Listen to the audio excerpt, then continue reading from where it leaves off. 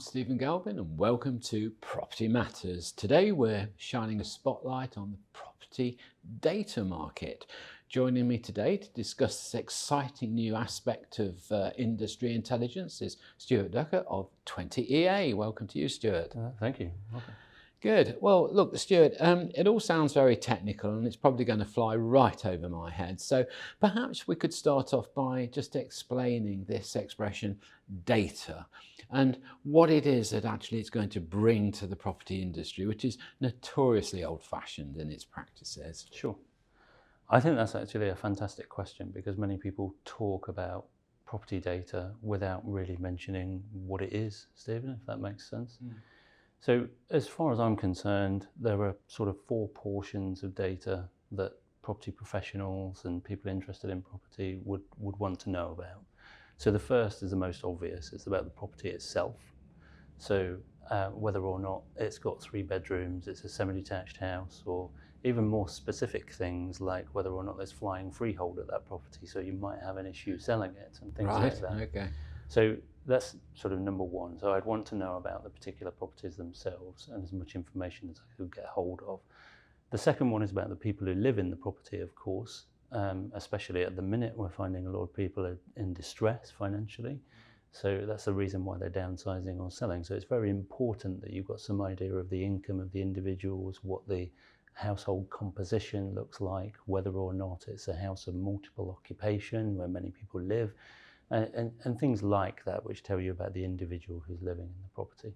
The third one, of course, all important, is the location. So, how is that location doing? Who serves it from the supply side? Schools, all that sort of thing. Yeah, schools, hospitals, any amenities, and also, how many estate agents, how big is the competition in that area, if that makes sense.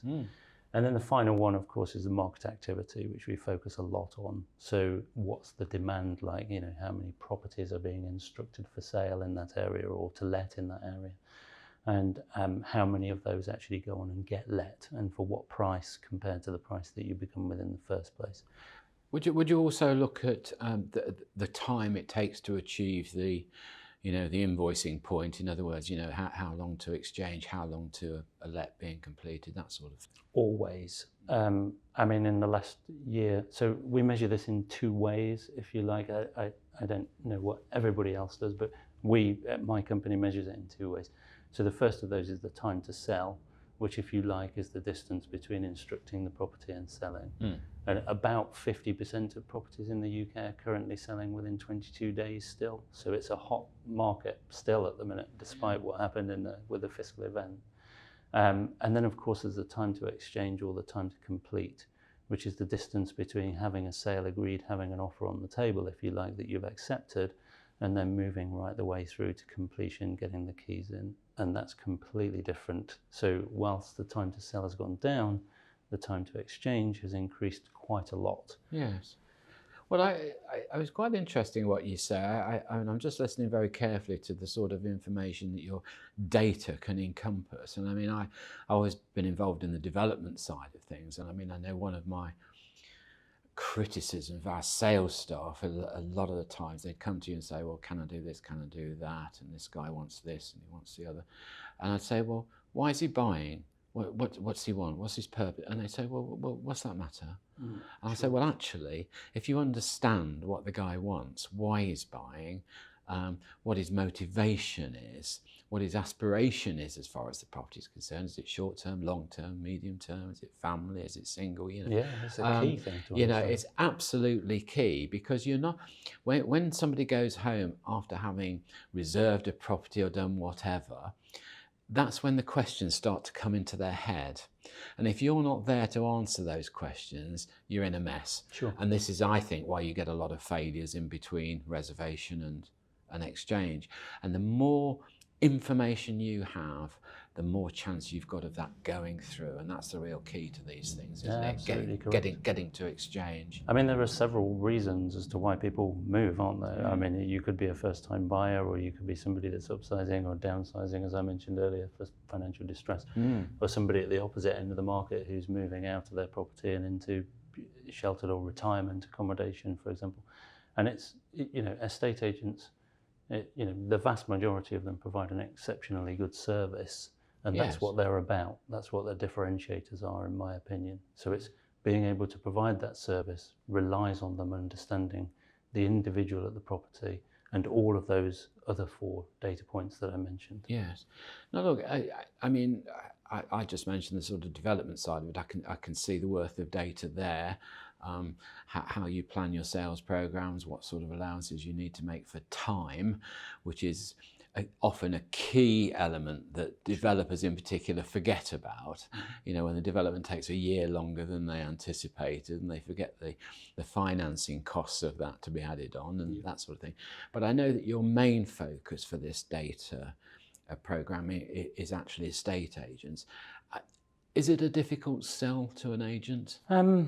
Well, it depends, because of the fact that we talk to a wide range of estate agents, and some of them are much more progressive than others. Some of them understand data more than others. And in my view, it depends on how well it's explained. If it's explained properly, it shouldn't be a difficult sell, because of the fact that it's vital for that agent to understand about the properties that they're marketing, the vendors that they're taking on, et cetera, et cetera. But in the main, I would say no, it's not a difficult sell. They do tend to actually move quicker than some other services, like financial services, for example. Yes.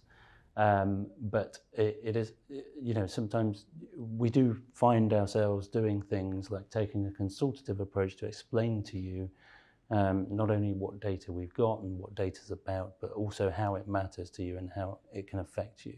So what I find from my experience is, if you talk about the estate agent journey that they're on, the lead generation at the front, the market appraisals and how you can assist with that, and post-sale agreed, and what happens with respect to the progression journey, then you find yourself dealing a lot better with estate agents rather than not talking about data in their frame.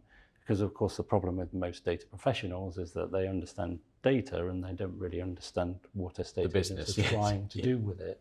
Exactly. And it's that business that gets you your return on investment. See, what's quite interesting, the reason I asked that question is that over the last few years, we've had this divergence in the industry of the online-only agent as opposed to the conventional agent, as opposed to the perhaps, what shall we say, boutique agent, or little niche market agent. Sure. Now, with the online agent, who tend to use, we won't mention any names or offer any colours into the conversation, but I'm thinking one of the big online agents, they tend to use what they call a sort of area specialists who essentially work from home rather than office. Sure. And they're going to miss out on this access to data, aren't they? Because there's not a simple way of feeding them the local intelligence that you're actually creating.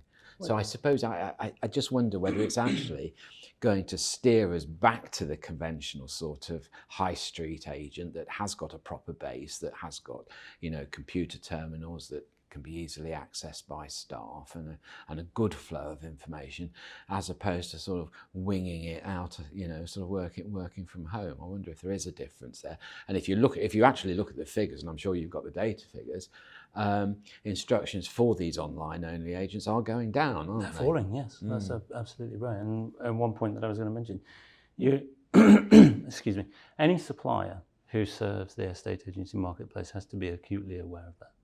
So as it stands, I think 7.1% of exchanges were actually from online agents. So, 93% of the marketplace is traditional. It's traditional. And that's what we're talking about. Now, some of the traditional players are also kind of adopting what I refer to as a hub and spoke model. So basically they, run with centralized branches and some local experts who may or may not be self-employed around it as well. So they're moving their model more towards the sort of traditional hybrids, as they call them. But perhaps that's the answer to it, and it's the answer to a lot of things in life. It's a sort of compromise, isn't it? And an association of different ideas, bringing them together. But if you're a brand I'm sorry I use that term because of the fact that we're talking about marketing, but if you're a brand and you've got a strong estate agent brand in that local area, that's everything. And even some of the large groups, they have several brands associated with them. So very often TV advertising is not suitable for you because of the fact that you're covering certain areas. So you have to be local.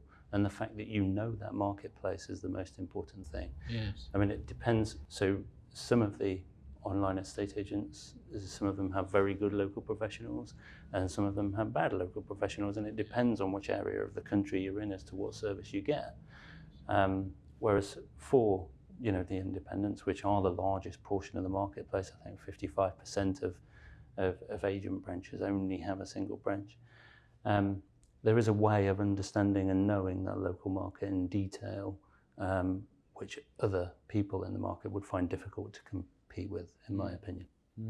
I know sort of during my sort of development training days, I was associated with various people, and there was one particular North London developer I was sort of involved with, and he was just absolutely adamant that any developer cannot survive successfully without the support of his local agent. And I mean, that was his Bible. He used to say other things like, if you can't see the telecom tower, don't do it. Very very London centric. But Yeah. but there's so much worth in that. And when it comes down to valuation, support, comparables, all that sort of thing, your local agents are critical. And I can really see the value of what you're providing to that local agent to be able to support the various spin-offs in the industry. Yeah. Excellent. But it's also important for the large groups. They still have brands, and at the end of the day, there is no difference between some of those brands will do very, very well if they've got very good negotiators there who understand the local marketplace, and some of them won't do as well. But yeah, you're dead right. So understanding property data, in particular those four things, is crucial to me anyway. All right, well, we've decided what we need to do, what we're going to get. So we're going to go to a commercial break now. So join me after the break when I'll be talking to Stuart more about property data.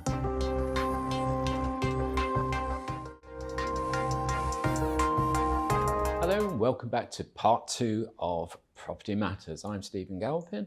With me is Stuart Ducker of 20EA, data specialist, and we're discussing the implementation of data programs and their worth into estate agency and indeed the wider property market. So, Stuart, we've talked about what you can provide, where it can be useful for an agent, and I wonder what the process is for an agent. We've used the term in the first half, a conventional agent. So I'm talking about a sort of high street agent that we're used to seeing there with the shop front and everything else. So he says, okay, this is a good subject. I want to get up to speed with all this data. Okay. What's the process? What's he got to do? So he phones your company and you say, okay, I'll be able to see you. So where do we go from there? So in my view, everything starts with insight into the local area. I'm bound to say that because I'm a data person, but actually understanding what's happening in that localized marketplace. And we, like other people, I guess, provide a suite of tools which one could look at to find out what your performance is versus your competitors, how you can differentiate yourself from them, whether or not your fallen through rate is lower than theirs, whether or not you convert higher. Do you sell the properties for more money than other local agents? Well, that's interesting. It's always a key one to vendors. Yeah, I mean, that's interesting because that's a period of self-examination, isn't it? Correct. In some ways, yes. But more about not only the self, but also the market around you. So how do you know as well as I do, because we've just discussed it, that effectively that online's piece is about 7.1%. So if you have a particular problem in your area with some of the online agents or some of the more traditional agents who you're competing with, how do you fight against them? So what's your strategy? And that can literally be done within days. Okay, there are a suite of reports that cover this for each individual agent branch in the country, and using our whole of market data on this, you can identify sweet spots. What are your, how do you perform well, and how do I use those? Right. Does that make sense? Yes, it does. I mean, I'm the agent sitting there. I'm putting myself in that place. So you come along. We say, well, let's have an examination of where you are, what you are, and where you sit within that. I mean, I get that's quite easy to understand. And just taking one of your examples, perhaps. So if I suddenly see data that in my area, online only agents are doing 20% of the transactions, then I'm doing something wrong, aren't I? Because the national average is 7. Yeah, not necessarily doing something right. It could be their focus area. So they're doing it better than me. Yeah, sure. But you need to find out a way to combat that, and that's why you need insight. So, I mean, there's kind of, I guess, 4 things that vendors are interested in, aren't they? How much money are you going to get for my property? How long is it going to take to sell and move into my next property? Are you experienced in what you do? And do you actually have a chance of selling the property? Because some of the agents, this varies widely. I mean, some agents that I know of, and I won't mention any names, they convert or sell 26% of the properties that they list. And where you get your local specialist, typically you'll find that that's nearer 80 or even 90%. And then after you've got that insight, it's about shining a spotlight on it, if you like, so that you can actually tell people in your own brand, with your own logos and your own photos of your negotiator, how you differentiate yourself from the rest of the marketplace. So that would be the second step. Again, achieved in days. And there's nothing stopping you from using that information in the living room once you've got your appraisal to say, look, okay, well, I can now tell you that we're going to get more money for you, we're going to sell your property faster, and so on and so forth. Well, it's also going to cut out the ambiguity, isn't it? I mean, again, mentioning no names, I can think of certain agents that have this ethos that they say, well, unless you have the property on the books, you're never going to sell it. So what you better do is send your negotiator or your valuer around and tell that vendor anything they want to hear to get the instruction, and then we'll worry about the consequences of that, you know, a little bit further down the line when we've got them sold up. But some people do that, Stephen. They do, yeah. And they very often send sort of publishable reports to them, and I've even seen crazy things like those reports having adverts for other agents within them. Right. So they do need to do that in their own branding, and it's not a complicated process. Again, it takes days to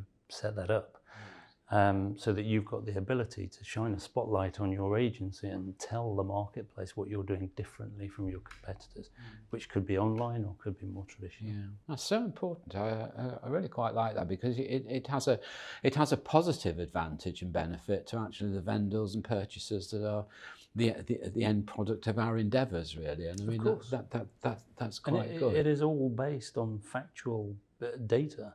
So unfortunately, if you're an agent that's not performing very well, maybe those products won't work as well for you.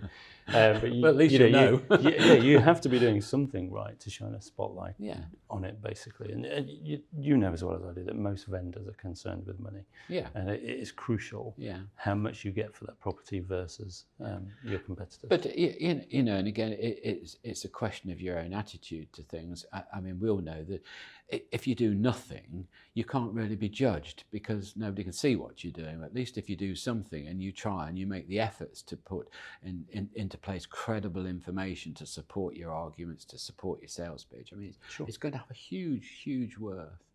Okay, so you've come into my agency, you've shown me all these lovely bits of data that you can sort of assimilate. What's the next stage? So I say, yes, okay, this is something I'd like to do. Do I cherry pick the various bits of data that I might want, or do you say, no, here's a complete package, this is your agency package? You can cherry pick, and there's nothing to stop you using some tools rather than other tools, but effectively there is usually an agency package which is usually around so if I'm in the centre of Milton Keynes, for example, I might deal with MK 5, 6 and 7 in terms of the postcode area, or if I'm in North London, I might deal with N1, 2 and 3. And once you've decided which area you're dealing with, I mean, these tools are not expensive, by the way. They're relatively cheap in terms of the value that they We'll come to cost in a minute, yeah. But it is just a case of switching that on. Then you go into what's called our customer success team, and effectively everything that we do at 20 EA is all about return on investment, effectively. So, it has to return. If it doesn't work for you, then stop doing it and don't do it in the first place. But, using property data to enable you to do your job better, if that makes sense, it is something which is not that expensive and not that difficult to set up. So our customer service team will help people get on the right track and say, look, this is how you represent your brand. Am I going to need any specialist computer stuff? Am I going to be inundated with software updates and programs I've got to install? It's quite simple. You just need a browser. Just need a browser. Okay. Yeah. I'm sure you can use Google, right? Probably. Okay. Yeah. Okay. Well, that's good to know. So you come in, you've made your pitch. The agent said yes. You've looked at the equipment and the areas they want to focus on. You've decided on the package. How long physically would it take me to accept that package into my business? Do I have to have training? Do my staff have to have training? Yeah, I mean, this is where the customer success team comes in, effectively. The training is very light. I mean, most of the tools, you can just use them as long as you know about the property market, which of course estate agents do. Or should do. Yeah, you would hope. Then they're relatively easy to use, very intuitive, and not much of a problem from that perspective.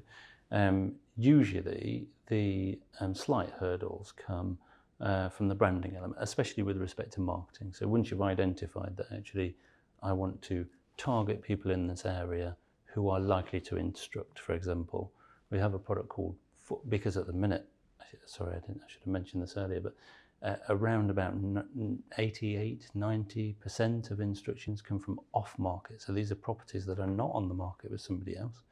They're completely off market. So a way of reaching that individuals is through something which we call forecast. So we forecast the likelihood of each property in the country to instruct. And you can go and talk to those people, but you have to do it with your branding and your messages. So getting your messages and your branding working is what the customer success team do. And it typically takes about 3 or 4 days, basically. It's not an arduous process. So it's not arduous, it's not disruptive either by the sound. No, not at all. So that should be quite simple. Okay, so we've discussed putting it in, we've discussed that it's not going to be difficult to enact, as it were. I suppose the final hurdle is how much? Is it hundreds? Is it thousands? Is it tens of thousands? Yeah, well, okay. It's a difficult question, isn't it? Because how long is a piece of string? But I did say to you that these packages are relatively small. And what we do is we tend to charge by each postcode district, if that makes sense. Okay. So if you was in London and your estate agency had N1, 2 and 3, something like that would be about £150 a month for a single branch, that kind of order of magnitude. That seems to me to be nothing compared with the gains that you could have. It's very reasonable. Well, yes, but also more importantly, as your business expands, it would be very easy to sort of add on the various postcodes, wouldn't it? As you step into other areas or open new branches in certain areas that are similar to yours, and you can see that as well. Not everybody. I mean, some people tend to think estate agents are ubiquitous, and that's not the case at all in my experience. So, some of them are at the lower end of the marketplace. Which is, with all due respect, where most of the onlines and hybrids play. Some of them are at the top end of the marketplace, and there's a raft of people in the middle. So it's horses for courses, if that makes sense. But as we said in the opening sector, actually, we've gone full circle now. It starts back to a sort of self-examination of where you are, where you want to be, and where you think you're going, I suppose. That's it. But it's not complicated, and it's easy to achieve. Well, Stuart, on that note, I'm going to say Stuart Ducker of 20 EA, thank you very much for coming in this morning. Thank you for your You've time. explained very well this new information encyclopedia called data, and we've looked at how we may put that into our agencies and be a better industry. So thank you for watching. I'm Stephen Galpin. Join me again next time on Property Matters.